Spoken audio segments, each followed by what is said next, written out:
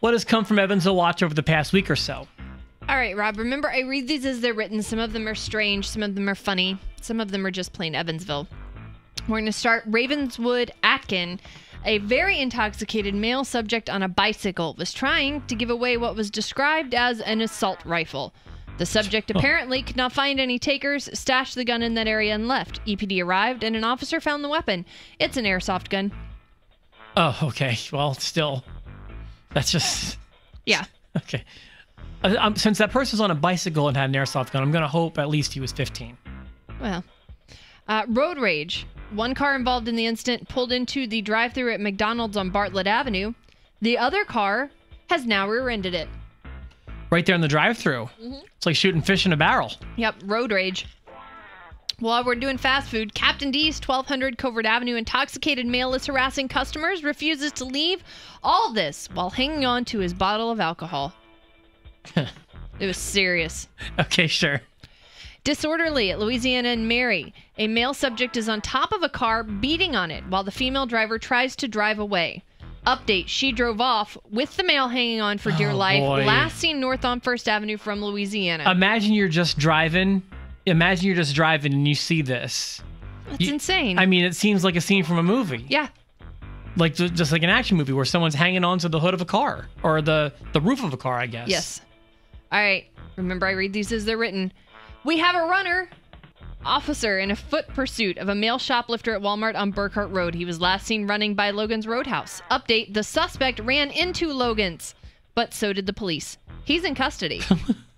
He probably thought he was, well, I guess like once I get into... Was he going to run inside and hide under a table? I don't know. Was he going to run inside and make his way through the kitchen and out the back door like they do in movies where you see, you know, like the people working in the kitchen are like, woo, woo, and they spin around. All and the like pots start whirling, yeah. Was that what was happening? I don't know. Maybe he was just hungry and wanted to get some lunch. Maybe. While we're talking about shoplifters, at Menards, a male subject who stole merchandise about 30 minutes ago is back at the store trying to return the items for cash. The BMW he is driving is coming back as being stolen out of Gibson County. Whoa. Everything in his life is stolen. EPD have arrived and the suspect is in custody as officers investigate. Wow. Yeah. Look at this chump. He's stealing from him twice. Possible intoxicated driver. In the area of Weinbach and Grand, subject tried to take off on a scooter and almost fell over. That's just the best getaway vehicle is still the moped scooter. Yeah. That's just great, especially when you can't even drive the thing. Look, two wheels can be tough. Right. I understand. A new service. EPD delivers. Your baggie of meth has been located in the 1300 block of East Maryland Street. An officer is there now retrieving this found property. All you have to do is call 911 and give them your name and address. An officer, delivery driver, will be at your front door before noon today. FedEx, UPS, or delivery companies you've already heard of. EPD is a name you will soon know. Jeez. A whole ad there. Yeah. What's funny is, while we laugh at that, it's not unreasonable to think that an Evansville meth head would call to collect that. Probably not. It's not unreasonable. No. Check welfare call, 1500 block of North 3rd Avenue. A male subject was sucking on a can of whipped cream while sitting in a vehicle with the door open. He just fell out.